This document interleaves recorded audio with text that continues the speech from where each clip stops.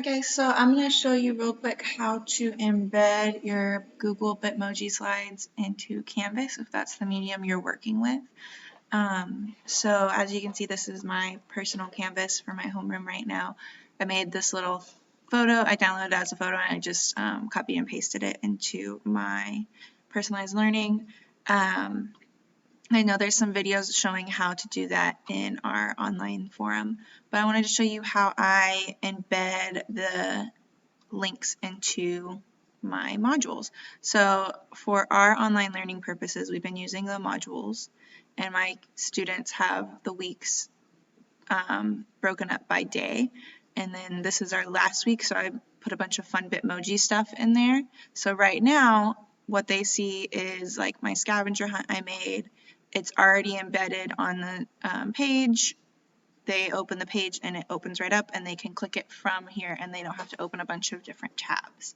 So right now that's what I have. So to do this, how I did this was I went over to my Bitmoji that I made.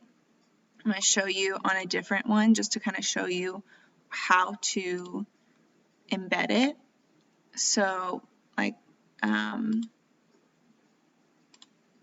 when you go to your modules and you're wanting to embed the Google slide, go over to your Google slide.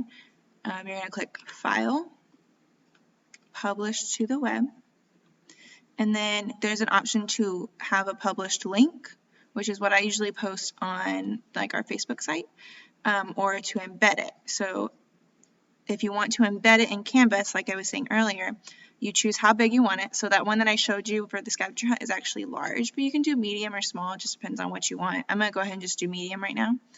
I always hit start it as soon as it loads, and I usually hit restart just because it's easier. I don't usually mess with this. Sometimes I do, sometimes I don't. But mine's already published, so you'd hit this publish button, and then you copy and paste the whole URL. So Control-C, and then go over to your Canvas. When you're on that page that you want it on, any page, doesn't matter what page, you hit edit. And then here's what I've already got. So like right now it says the only people who can edit it are teachers, and I have it on my students to-do list for Monday. But what I need to do, if I just go over here and Control-V and post the long link, it doesn't do anything. So what I have to do is I have to go right here and it says insert or edit media. And so here it says source, you have to do all these things. What I do is I go to the embed link, and all I do is Control-V, that long link that we copied earlier, and hit OK. And right there is my online, it's right in the middle. So I'm going to hit save and show you what it looks like when it is completely published. So this is what it looks like. They would go through this one, because I put the 3 seconds on, it just keeps going. You can link to all of the different things. If you decide, oh, I don't want that one, I want the bigger one, you have to go back to your slide, hit large, or you can do custom. I just usually go with the different sizes that they have. And then you can make it every minute, you can change the seconds, whatever you want to do. It's all up to you. So right now, if I want to, let's say I don't like that one anymore, all I have to do is click right next to it. See how my cursor is right here?